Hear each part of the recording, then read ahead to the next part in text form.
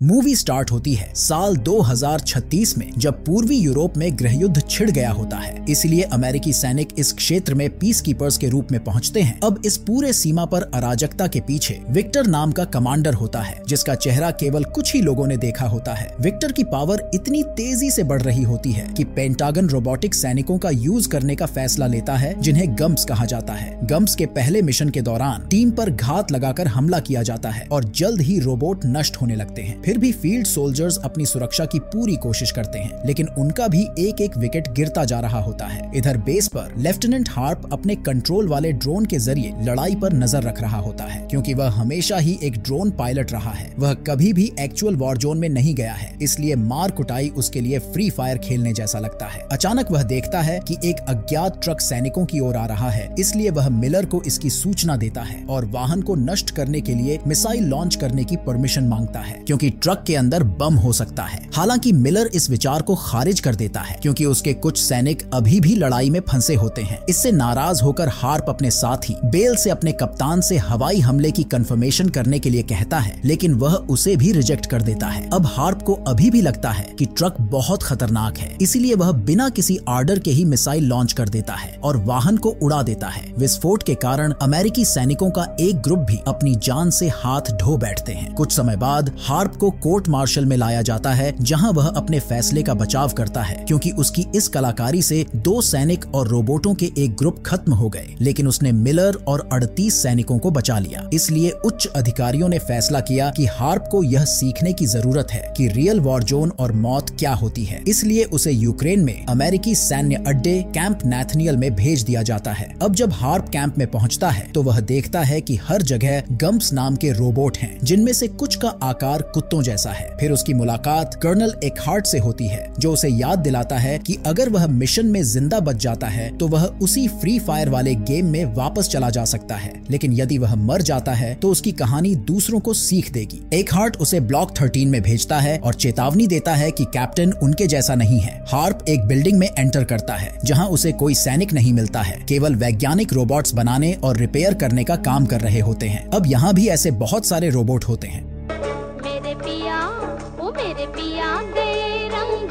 हाँ, ऐसे ही पुराने संगीत की आवाज को फॉलो करते हुए वह पीछे एक कमरा ढूंढता है, जहां उसे कैप्टन लियो मिलता है, जो अपनी मेमोरी से ही हार्प के बारे में पूरी फाइल पढ़ता है। फिर लियो अपने अगले मिशन के बारे में बताते हुए फ्रिज से कुछ सामान निकालता है। इस मिशन में उन्हें कॉलरा के प्रकोप से गुजर रहे लोगों के लिए क्लिनिक में टीके पहुंचाने होंगे। लियो बताता है कि वह मरीन स्पेशल ऑपरेशन से संबंधित है, जिसका अर्थ है कि वह सीमा पर विद्रोहियों के एडवांस हथियारों का पता लगाते हैं और इसके पीछे के लोगों को निपटा देते हैं। अब हार्प को समझ में नहीं आता है कि ऐसे सैनिक के पास इतने सारे अलमारियां क्यों हैं। इसलिए लियो बताता है कि सब कुछ कागज पर लिखने का मतलब है कि रूसी हैकर उस तक नहीं पहुंच सकते हैं। हार्प से एक एग्रीमेंट पर हस्ताक्षर कराने के बाद लियो उसे विक्टर के बारे में सब कुछ बताता है, जो यूक्रेन में एक बम के लिए जिम्मेदार रूसी कमांडर था, जिसने 25,000 से अधिक लोगों की जान ले ली थी। अब यूक्रेन की स्वतंत्रता की रक्षा करने वाली सेना तो होती है, लेकिन विक्टर सिस्टेमा पेरीमीटर तक पहुंचने का प्लान बना रहा होता है, क्योंकि इसी जगह पर कोल्ड वॉर के बाद से रूस के परमाणु बम रखे गए हैं। अब उन्हें विक्टर को उन परमाणु हथियारों तक पहुंचने से रोकना होगा, इसलिए टीके बांटने के बाद उन्हें उसके अगले कदम के बारे में जानकारी जुटानी होगी। वे कुछ ही मिनटों में निकलने वाले होते हैं, इसलिए लियो तैयार होने के लिए चेंजिंग रूम में जाता है और हार्प लियो के असली शरीर को देखकर चौंक जाता है। अब यह पता चलता है कि कैप्टन वास्तव में एक एंड्रॉइड सुपर सोल्जर है। बाहर जाते समय लियो बताता है कि वह गम्स की तरह केवल आर्टिफिशियल इंटेलिजेंस नहीं है। हालांकि जब वह दूसरे सैनिकों को गम्स के साथ मार पीट करते हुए देखता है तो वह तुरंत उन्हें इसके लिए डांटता है। अब वह यह भी खुलासा करता है कि हार्प को लियो ने विशेष रूप से चुना था, क्योंकि उसे किसी ऐसे ही सनकी टाइप के इंसान की जरूरत थी, जो अपने आप से सही गलत सोच सके। जब हार्प अपना सामान कार में रख रहा होता है तो उसे अचानक मिलर और उसके लोग उसे पकड़ लेते हैं और अपने 2 साथियों की हत्या के लिए उसको लात घूंसा मुक्का मारते हैं। इससे पहले की बात और बढ़ती, लियो उन्हें रोकता है और उनका ग्रुप आगे निकल पड़ता है। इसके बाद लियो और हार्प बख्तरबंद ट्रकों में अपने पीछे चल रहे सैनिकों के एक ग्रुप के साथ कार में चले जाते हैं और लियो बताता है कि वे बाउंड्री के बाहर के क्षेत्र में प्रवेश कर रहे हैं जहां हमले बहुत बार हो चुके हैं और यहां अमेरिकी सेना का कोई कंट्रोल नहीं है। यात्रा के दौरान हार्प लियो को अपने मंगेतर की एक तस्वीर दिखाता है और लियो उसका खूब मजाक उड़ाता है। आखिर में वे हथियार के साथ लोगों से भरे एक बहुत ही गरीब इलाके में पहुंचते हैं और पाते हैं कि एक ट्रक द्वारा सड़क को रोक दिया गया है, जिस पर लोकल लोग भी घेर लेते हैं। रास्ता खोलने की कोशिश करने के लिए सैनिक अपने ट्रकों से कुछ रोबोट्स को बाहर निकालते हैं, लेकिन लोकल लोग उन्हें देखकर खुश नहीं होते हैं और उन पर चीजें फेंकना शुरू कर देते हैं। उनमें से एक बाहुबली बनकर गम्प से टक्कर लेता है, जिससे बदले में रोबोट तुरंत उस आदमी को गोली मार देता है। अब इतनी खराब कंडीशन में भी लियो अपने आदमियों को पीछे हटने का आदेश देता है, क्योंकि उसके पास एक प्लान होता है। वह अपने सभी हथियार नीचे कर देता है और अपने हाथ ऊपर करके लीडर के पास जाता है, यह दिखाते हुए कि वे उनको कोई नुकसान नहीं पहुंचाएंगे और समझाता है कि वे बस कुछ टीके बांटना चाहते हैं। अब लोकल लोग उन्हें जाने देना एक्सेप्ट कर लेते हैं। यह सब देख हार्प टेंशन में हो जाता है, क्योंकि वह सोचता है कि ये लोग हथियार के साथ अमेरिकी सेना को धमका रहे हैं, इसलिए इनका तो काम तमाम कर देना चाहिए। लेकिन लियो उसे उनकी मेन मिशन की याद दिलाकर चुप करा देता है। तभी अचानक आसपास की इमारतों से लोगों का एक समूह उन पर गोलियां चलानी शुरू कर देता है। यह विक्टर के आदमियों द्वारा घात लगाकर किया गया हमला होता है। अब विक्टर के लड़ाके दुश्मन रोबोट से निपटने के लिए विशेष हथगोले लाए होते हैं। एक भयंकर गोलाबारी शुरू हो जाती है। यह हार्प की ड्रोन के बिना पहली लड़ाई होती है, जिससे गोलियों की आवाज सुनकर उसकी तो फट के चार हो जाती है और उसके कान भी सांय सांय सनन ननन होने लगते हैं। अब अमेरिकियों के लिए उनसे जीतने का कोई रास्ता नहीं होता है, इसलिए मिलर लियो और हार्प को टीकों के साथ जाने के लिए कहता है, जबकि सैनिक उन्हें कवर फायर देते हैं। दोनों अपना बैग पकड़ लेते हैं और तुरंत भाग जाते हैं। जैसे ही वे अपने लक्ष्य की ओर चलते हैं तो लियो बताता है कि वैज्ञानिकों ने उसे काला इसलिए बना दिया क्योंकि काले लोग दिलवाले होते हैं, इसलिए उसका चेहरा देखने से ही लोग शांत हो जाते हैं। जैसे ही वे जंगल पार करते हैं तो दोनों जमीन पर पड़े शवों को देखते हैं। आखिरकार वे एक रिफ्यूजी कैंप में पहुंचते हैं, लेकिन वे इस बात से अनजान होते हैं कि एक आदमी उनका पीछा कर रहा है। जबकि लियो एक डॉक्टर को वैक्सीन देता है, हार्प उन रेफ्यूजियों को देखता है जो जिंदा रहने की पूरी कोशिश कर रहे हैं और अब उसे पता चलता है कि एक युद्ध कितना खतरनाक होता है। तभी विक्टर के आदेश के तहत रहस्यमय आदमी अचानक गोली चला देता है। अब लियो और हार्प गोली से तो बच जाते हैं, लेकिन डॉक्टर और नर्स को गोली लग जाती है। लियो उस आदमी को गोली मारता है और उसे जमीन पर गिरा देता है और फिर वह जानकारी जानने के लिए उसे खूब तड़पाता है। फिर भी वह आदमी अपनी जुबान नहीं खोलता है, इसलिए लियो अपने डॉक्टर का बदला लेने के लिए उसे लोकल लोगों के बीच छोड़ देता है। हार्प अपने कमांडर को कॉल करके बैकअप मांगना चाहता है, लेकिन लियो समझाता है कि इससे वे केवल अधिकारियों की लिखा और ही के नरक में फंस जाएंगे। इसके साथ ही लियो बताता है कि वे अधिक जानकारी इकट्ठा करने के लिए दुश्मन के ही ट्रक में जा रहे हैं। अब पहले तो हार्प ऐसा नहीं करना चाहता है, क्योंकि ऐसा लगता है कि लियो दुश्मन से दोस्ती कर रहा है, लेकिन लियो हार्प से कहता है कि तुम यहाँ इनके बीच अकेले जिंदा नहीं बच पाओगे। यह सुनते ही हार्प लियो के साथ चल देता है। यात्रा के दौरान लियो हार्प को बताता है कि मिसाइल दागने और 2 के बदले में उन 38 लोगों को बचाने का उसका कदम सही था। फिर लियो हार्प को अपनी बाह को छूने के लिए कहता है, जो स्टील की तरह ठंडी होती है, जिससे उसे याद दिलाता है कि वह केवल इंसानों को ही फॉलो करता है और इसलिए उसके पास कुछ कंडीशंस में नियमों को तोड़ने और अपनी इच्छा से काम करने की क्षमता भी है। आखिरकार वे एक और नष्ट हुए शहर में पहुंचते हैं, जहां एक बिल्डिंग खड़ी है और उसी में बच्चों से भरा एक अनाथालय होता है, जहां बच्चे रोबोट्स के साथ खेल रहे होते हैं। यहीं पर हार्प की मुलाकात लियो की दोस्त सोफिया से होती है, जिसके पास उनके लिए कुछ जानकारी होती है। सोफिया बताती है कि विक्टर को परमाणु मिसाइलों को स्टार्ट करने के लिए जिन एक्सेस कोड की जरूरत होती है, इसी शहर के हिस्से में एक तिजोरी में छिपाए गए हैं। क्योंकि उसके पास सटीक स्थान की जानकारी नहीं होती है, इसलिए उन्हें एक हथियार डीलर के पास जाना होगा। अब वहाँ से निकलने से पहले लियो उससे अवैध हथियार खरीदता है, क्योंकि इसी से वह अनाथालय के रख रखाव के लिए पैसे कमाती है। हार्प यह जानकर गुस्सा हो जाता है कि लियो इस तरह सौदे करता है। अब यह पता चला है कि इनमें से अधिकतर बच्चे गृहयुद्ध के कारण अनाथ नहीं हुए थे, वे वास्तव में अमेरिकी बमबारी से अनाथ हो गए थे।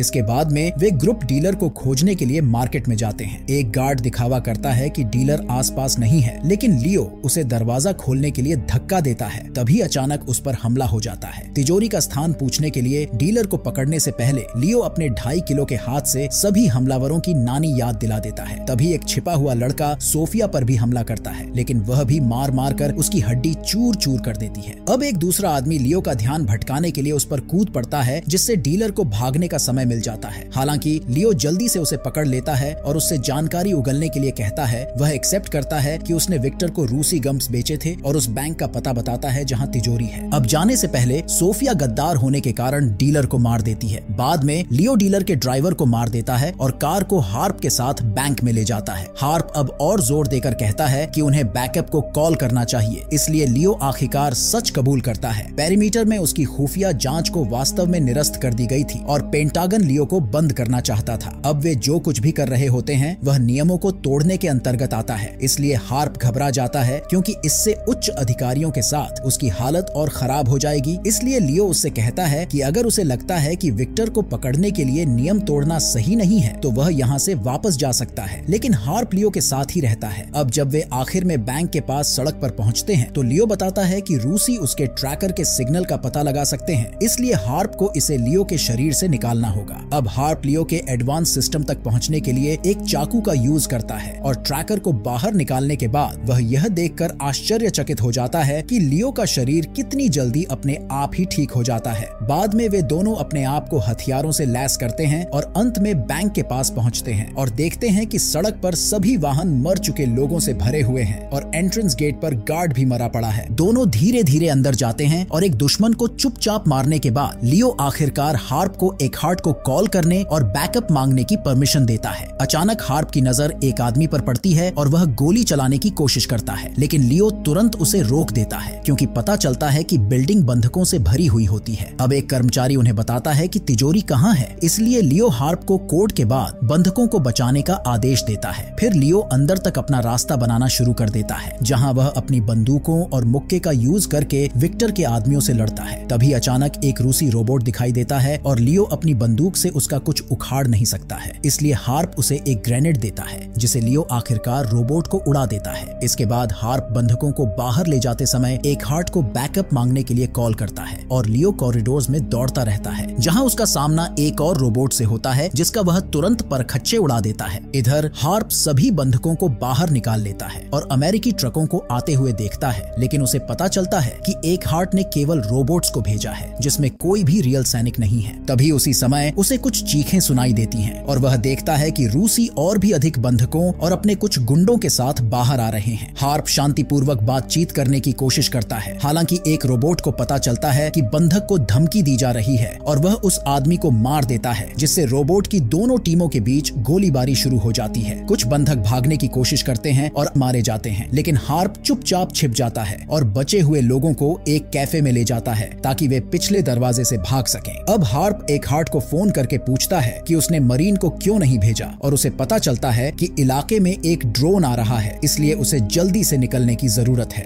हार्प इस प्लान का विरोध करता है क्योंकि आसपास अभी भी नागरिक हैं और अंदर लियो है, लेकिन एकहार्ट वही बात कहता है जो हार्प ने शुरू में कहा था। इस बीच बैंक के अंदर लियो एक दूसरे रोबोट से भी छुटकारा पा लेता है। वह उनमें से अधिकांश को हरा देता है, लेकिन कोड वाला आदमी ऊपर की ओर भागता है और लियो की छाती में गोली मार देता है, लेकिन इससे लियो की एंड्रॉइड बॉडी को ज्यादा नुकसान नहीं होता है और वह उस आदमी का पीछा करते हुए छत पर पहुंच जाते हैं, जहां वह गोलियां चला देता है। कुछ गोलियों लगने के बाद वह आदमी बुरी तरह घायल हो जाता है और लियो कोड जानने के बाद उसे छत से धक्का दे देता है। इधर हार्प आखिरी नागरिक की मदद करने के लिए थोड़ी देर रुकता है और उसे बचाने के लिए एक रूसी के चेहरे पर गोली मार देता है। अब इससे पहले कि फिर वे ड्रोन मिसाइल दागे और एरिया को बर्बाद करें, वे ठीक पहले कैफे के अंदर भागते हैं। कुछ सेकंड बाद हार्प चक्कर खाते हुए इमारत से बाहर आता है, लेकिन कम से कम जिंदा होता है और सड़कों पर सभी जले हुए लाशों को देखता है। सौभाग्य से लियो भी विस्फोट से पहले छिप गया होता है और हार्प को बचाकर अब उसे एक कार में ले जाता है। जब हार्प बेहतर महसूस करने लगता है तो उसे उन ड्रोनों को चलाने के अपराध समझ में आ जाता है, क्योंकि अब आखिरकार उसे एहसास होता है कि वह एक हत्यारा है। फिर वह देखता है कि लियो के पास कोड है और वह उससे अपने सीनियर्स को कॉल करने के लिए कहता है, लेकिन लियो मना कर देता है। अब हार्प जानना चाहता है कि वास्तव में क्या हो रहा है। लियो खुलासा करता है कि उसने हार्प को इसलिए चुना है क्योंकि एंड्रॉइड बैकअप सिस्टम उसे मानव अधिकार को नजरअंदाज करने की परमिशन देता है अगर सामने वाला इंसान खराब डिसीजन ले रहा है और हार्प गलत निर्णय लेने के अलावा कुछ नहीं कर रहा है। वास्तव में उसने लियो के शरीर से जो चिप निकाली थी वह कोई ट्रैकर नहीं बल्कि एक फेल सेफ डिवाइस था और ड्रोन अटैक की वजह से एकहार्ट अब सोचता है कि वे मर चुके हैं, इसलिए अब वह कोई भी अच्छा बुरा काम करने के लिए फ्री है। हैरान हार्प उसे रोकने के लिए अपनी बंदूक तक पहुंचता है, लेकिन लियो पहले अपना हथियार निकालता है और हार्प को यह कहते हुए मार देता है कि वह अपनी जान बचा रहा है। अब कुछ देर बाद जब हार्प जागता है तो उसे पता चलता है कि वह दूसरे रिफ्यूजी कैंप के पास है। उसे एक रहस्यमय वैन दिखाई देती है और हार्प भागने की कोशिश करता है, लेकिन लोग तुरंत उसे पकड़ लेते हैं और रेजिस्टेंस के लीडर को देखने के लिए ले जाते हैं, जो सोफिया ही होती है। वह बताती है कि लियो उनके लिए न्यूक्लियर मिसाइलों को कंट्रोल करेगा और अमेरिका पर परमाणु हमला करेगा, क्योंकि वे वास्तव में कोई पीसकीपर्स नहीं हैं। वे केवल इस युद्ध को और भी बदतर बना रहे हैं। हार्प को भी लगता है कि यह लाखों निर्दोष लोगों की सामूहिक हत्या है, लेकिन सोफिया बताती हैं कि यह उसी प्रकार की गारंटी है जो अमेरिका को तब मिलती है जब वे लोकल शहरों में अपने ड्रोन भेजते हैं। फिर सोफिया को लगता है कि हार्प कुछ नहीं कर सकता है, इसलिए वह उसे घर जाने देते हैं। इस बीच लियो खुद विक्टर से मिलने जाता है और खुलासा करता है कि वे हमेशा से साथ काम करते रहे हैं। हालांकि लियो उसे कोड देने से इनकार कर देता है और मिसाइलों की जगह पूछता है, जिसे विक्टर भी बताने से इनकार कर देता है। अब क्योंकि लियो पहले से ही गुस्से में था, फिर भी विक्टर के गुंडों ने उसे मारने की कोशिश की। उसने तुरंत विक्टर को पकड़ लिया और बदला लेने के लिए उसे ढाल के रूप में इस्तेमाल करते हुए अपने आसपास के सभी लोगों को गोली मार देता है। फिर विक्टर लियो को गोली मारने की कोशिश करता है, लेकिन वह एक झंडा पकड़ लेता है और उससे विक्टर को मार देता है। इसके बाद लियो कंप्यूटरों की जांच करता है और उसे परमाणु हथियारों की पोजीशन मिल जाती है, इसलिए वह वहां के लिए चल पड़ता है। बाद में शाम को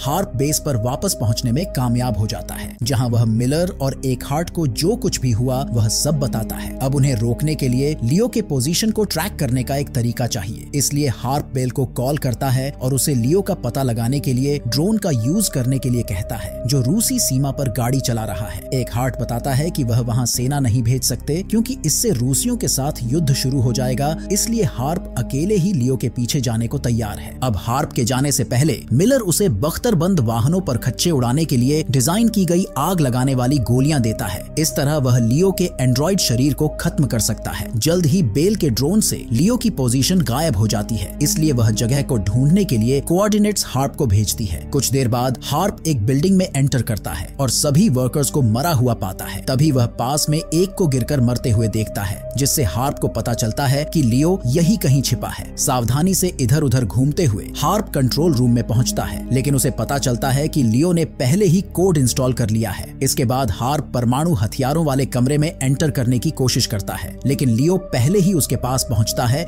और उसे गर्दन से दीवार के सामने पकड़ लेता है। हार्प अपनी हल्की फुल्की गन से उस पर गोली चलाता है, लेकिन इससे उसे कोई नुकसान नहीं होता है और लियो उसे मार गिराने में कामयाब हो जाता है। इसके बाद लियो कोड को एक्टिव कर देता है और मिसाइलों वाला गड्ढा खुलते ही 5 मिनट की उलटी गिनती शुरू हो जाती है, जिसका ड्रोन तुरंत पता लगा लेता है। उसी समय हार्प जाग जाता है और लियो को भयानक वाले गन से गोली मार देता है, जिससे तुरंत उसका एंड्रॉइड शरीर जलने लगता है। फिर हार्प कोड बंद करने की कोशिश करता है, लेकिन यह इम्पॉसिबल होता है। तभी अधमरा सा लियो कहता है कि वह उस प्रोग्राम को बंद करने के लिए अमेरिका पर हमला करना चाहता है, जिसने उसे बनाया है, क्योंकि सैनिकों से मानवता को हटाकर उन्होंने लड़ाई बढ़ा दी है और रोबोट का चेहरा कभी खत्म न होने वाले युद्ध की तरह बन गया है। अब हार्प इस बात को समझता है, लेकिन वह नहीं चाहता है कि निर्दोष लोग मरे, इसलिए वह एकहार्ट को बिल्डिंग पर ड्रोन से हमला करने की परमिशन देता है। लियो को यह बताने के बाद कि इंसान बेहतर कर सकते हैं, हार्प बेल द्वारा मिसाइल लॉन्च करने से ठीक पहले भाग जाता है, जिससे बिल्डिंग के साथ लियो और परमाणु बम नष्ट हो जाते हैं। कुछ सेकंड के लिए उन्हें लगता है कि हार्प भी मर गया है, लेकिन जल्द ही वह रिपोर्ट करता है कि वह भागने में सफल हो गया था। हार्प को अब एक हीरो माना जाता है और वे उसे घर जाने की परमिशन देते हैं ताकि वह आखिरकार अपने मंगेतर के साथ फिर से मिल सके। दोस्तों, आपको वीडियो कैसा लगा कमेंट में जरूर बताएं। धन्यवाद।